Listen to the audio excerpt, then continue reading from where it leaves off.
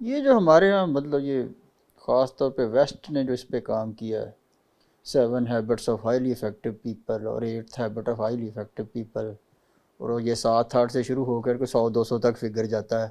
ہر figure کی شاید ایک آدھ کتاب مل جائے. 100 آتے ہیں، آپ بنانے کامیاب ہو جائیں گے، 50 بنانے کامیاب ہو جائیں گے. یہ کیا سٹوری ہے؟ نہیں نہیں، وہ تدبیر کے دائرے کی بات ہے. اس کو تدبیر کے دائرے ہی میں رکھ کر، یعنی اس کو یقینی ضمانت. میں نے جتنے یہ ہے نا موٹیویشنل اسپیکر، ان کو تو بڑا کامیاب دیکھا، بڑا خوشحال دیکھا ہے. ان کے فالوور وہ بھی خوشحال ان کے سننے والے جڑے انہوں نے حالات خراب ہو جاتے ہیں. ان کے حالات. تو مطلب یہ کہ یہ اچھی تدبیر ہے. مطلب یہ کہ میں یہ کہوں کہ نہیں بھائی، میں اپنے بچوں کو جیسے ان سے جب بات ہوتی ہے، ان کو کوئی مسئلہ پیش آتا ہے تو مشورے دیتا ہوں ان کو. تو میں ان کو مشورہ دیتا ہوں کہ تم اس طرح کر لو، اس طرح کر لو، اس طرح کر لو. لیکن مجھے بھی یہ بات پتہ ہونی چاہیے کہ اس طرح کرنے کے باوجود بھی نتیجہ ضروری نہیں کہ وہ نکلے، اور نہ کرنا غلط ہے. مطلب یہ کہ میں پرہیز نہ کروں یہ غلط ہے. لیکن یہ مجھے نہیں سمجھنا یہ چونکہ میں پرہیز کرتا ہوں لہذا میں بیمار نہیں ہوں گا. نہیں، میرے خیال میں تو صرف کتابیں بیچنے کی سائنس ہے. وہ الگ بات ہے، وہ الگ بات ہے. لیکن یہ ٹھیک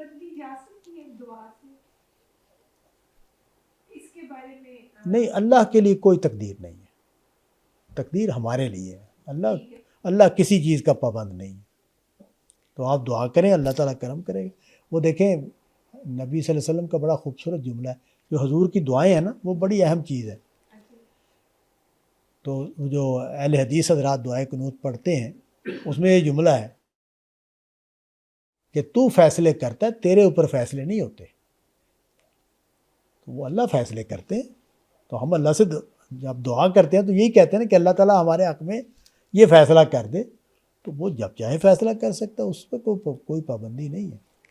تو ہمیں پتہ ہی نہیں ہے کہ ہماری تقدیر کیا ہے، ہاں.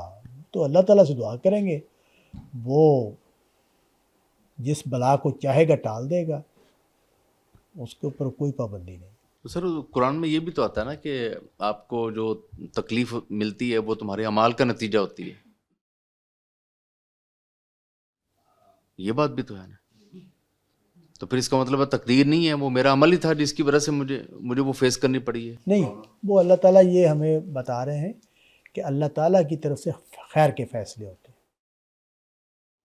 اس لیے جو اللہ تمہیں تکلیف نہیں دینا، اللہ کا تکلیف دینے کا نہ کوئی ارادہ ہے، نہ اس کا کوئی فیصلہ ہے. نہیں تو خیر اور شر میں تقدیر تو ہے نا. آپ خود کہہ رہے ہیں کہ شر میں بھی تقدیر ہے. ہاں ہے. لیکن وہ شر کون سا والا کہ جہاں میں جواب دہ ہی نہیں ہوں. مطلب میرا قد چھوٹا بنایا گیا ہے تو یہ میں اس میں جواب دہ ہی نہیں ہوں، یہ فیصلہ اوپر سے ہوا ہے. نہیں یہ کوئی شر تو نہیں ہے نا، قد کا تھوڑا سا چھوٹا ہونا. یہ نہیں، آپ کو پتہ ہی نہیں ہے کہ جن کے لیے شر ہے وہ کتنا بڑا شر ہوتا ہے. سر اگر میرا سارا عمل اچھے ہیں، یعنی وہ آپ کے لیے ہو سکتا ہے نہ مسئلہ ہو یہ، لیکن جن لوگوں کے لیے مسئلہ ہوتا ہے قد، ان کے لیے کتنا بڑا مسئلہ ہوتا ہے. تو اس لیے یہ بات ٹھیک ہے آپ کی کہ ہو سکتا ہے وہ آپ کے لیے شر نہ ہو.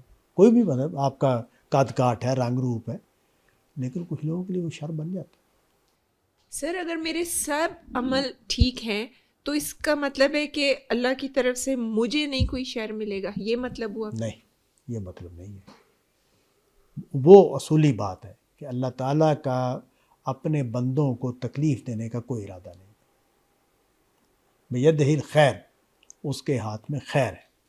ہاں، ہماری کوتاہیوں پر ہمیں گرفت ہوتی ہے اللہ تعالیٰ کی طرف سے. وہ تو قیامت والے دن اس سے بھی زیادہ ہوگی. دیکھیں نا، وہ بھی تو اللہ کا فیصلہ ہے نا کہ جہنم میں ڈال دے گا ہمیشہ ہمیش کے لیے. تو وہ بھی ہوگا، لیکن وہ ہمارے اعمال کا نتیجہ ہے. اللہ نے لوگوں کو آگ میں جلانے کا فیصلہ نہیں کیا.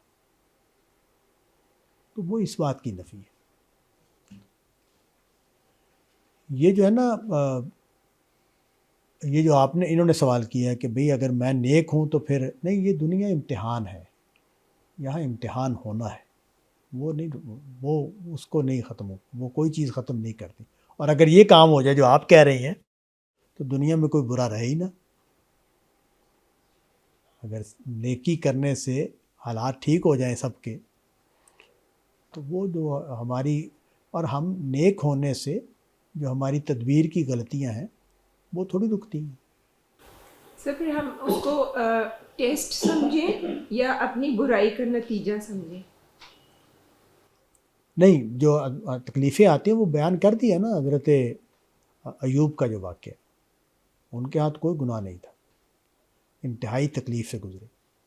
وہ اللہ تعالیٰ کے امتحان کے مقاصد کے تحت بھی بہت کچھ ہوتا ہے. کسی ایک فارمولے سے نہیں اس دنیا کو سمجھا جا سکتا. تو سر اگر ایک بندہ کو جو مسئلہ آیا ہے، جو تکلیف آئی ہے، اب وہ اس کا پھر کیسے اندازہ لگائے؟ اگر وہ یہ سمجھے کہ بھئی جیسے آپ مثال دے رہے ہیں ایوب علیہ السلام کی، تو اس طرح پھر وہ یہ کہے کہ یہ تو امتحان کے لیے تھا، میری کسی تدبیر کا کوئی مسئلہ اس میں نہیں ہے، وہ یہ بھی تو سمجھ سکتا ہے. تو اگر وہ یہ سمجھے کہ یہ امتحان کے لیے ہے، میری تدبیر کا کوئی اس میں ایشو نہیں ہے، تو پھر وہ غلطی کا مداوع کیسے ہوگا؟ وہ اپنے آپ کو کریکشن کیسے کرے؟ جب انہوں نے رؤوف صاحب نے بات شروع کی نا تو میں نے کہا کہ دونوں زاویوں سے ہم دیکھیں گے. تدبیر کے زاویے سے بھی دیکھیں گے اور تقدیر کے زاویے سے بھی. تقدیر سے مراد یہ کہ اللہ تعالیٰ کی طرف سے کیا فیصلہ ہوا ہے، دونوں کی طرف سے دیکھیں گے اور دونوں کے اعتبار سے اپنے عمل کو بھی ٹھیک کریں گے، اپنے رویے کو بھی ٹھیک کریں گے. بس ہمارا کام یہی ہے. اب رہ گئی یہ بات کہ کیا میں صحیح جگہ پر پہنچ گیا ہوں؟ بالکل ممکن ہے کہ میں صحیح جگہ پر پہنچ جاؤں، اور یہ بھی ممکن ہے کہ میں صحیح جگہ پر نہ پہنچوں. تو یہ اللہ نے پردے میں رکھا ہوا ہے، اس کو سوائے پیغمبروں کے اور کوئی بھی نہیں بتا سکتا. تو یہ پردے ہی میں رہے گا. ہاں یہ میں اپنے تجربے کی بنیاد پر آپ کو یہ کہہ سکتا ہوں کہ اللہ تعالیٰ انگلی پکڑ کر صحیح جگہ تک لے جاتے ہیں، صحیح جگہ تک لے جاتے ہیں، وہ ہمیں چھوڑتے نہیں. یہ دونوں زاویے سے دیکھنا ہی ایمان کا تقاضا ہے. ایمان کا دونوں تدبیر کے حوالے سے بھی اور تقدیر کے حوالے سے بھی. دونوں زاویے سے دیکھنا ایمان کا تقاضا. اور ہماری ذمہ داری اتنی ہے، باقی وہ رہنمائی فرمائیں گے اور ہمیں لے جائیں گے، صحیح جگہ تک پہنچا دیں گے.